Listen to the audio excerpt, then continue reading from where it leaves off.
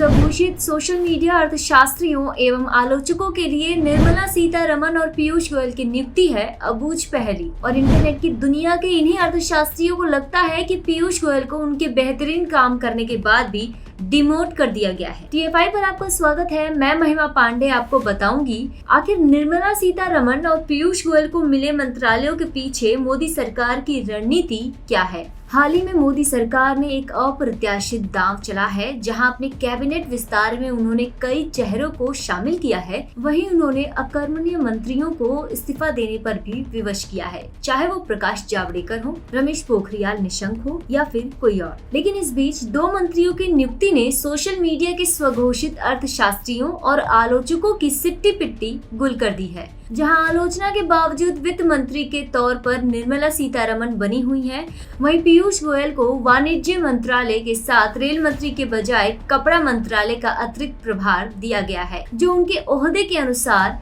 बहुत नीचे है। जिसको लेकर सोशल मीडिया पर ये बात उठने लगी कि पीयूष गोयल को उनके बेहतरीन काम करने के बावजूद डिमोट क्यों किया गया है। वहीं पीयूष गोयल को वाणिज्य मंत्रालय के साथ रेल मंत्री के बजाय कपड़ा मंत्रालय का अतिरिक्त प्रभार दिया गया है। इस पर सोशल मीडिया पर बड़ी मिश्रित प्रतिक्रिया आ रही हैं, जहां कई लोग निर्मला सीतारमण को ना हटाने के लिए मोदी सरकार को अब भी कोस रहे हैं, तो वहीं कुछ पीयूष गोयल की अवनति करने के लिए मोदी सरकार को आड़े हाथों ले रहे हैं। उदाहरण के लिए एक ट्विटर यूजर ने ट्वीट कर कहा, जब इतने लोगों का इस्तीफा ले लिया है तो लगे हाथों निर्मला ताई का भी ले लो। एक और यूजर ने मिस्टर बीन का फोटो ट्वीट करते हुए कहा, हम लोग कैबिनेट से निर्मला सीतारमण के इस्तीफे का इंतजार कर रहे हैं।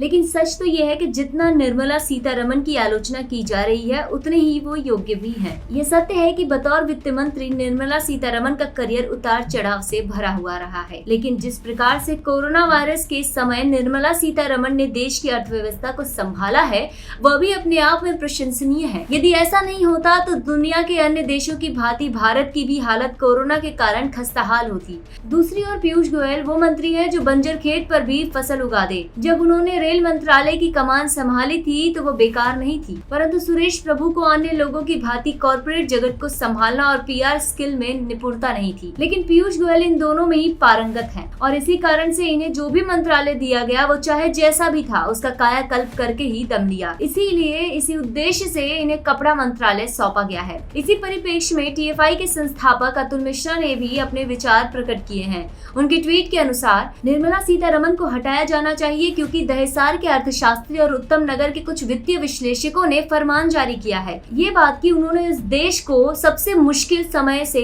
केवल कुछ खरोंचों और चोटों के साथ ही सफलतापूर्वक निकाल लिया, कई लोगों को पचेगा नहीं। ऐसे ही कुछ लोगों का मानना है कि पीयूष गोयल को डिमोट किया गया है। सच्चाई तो यह है कि इन दोनों की जो नियुक्ति हुई है वो सोच समझ कर हुई है और इसके लिए नरेंद्र मोदी की परिपक्व सोच के बारे में जितना कहा जाए उतना कम है।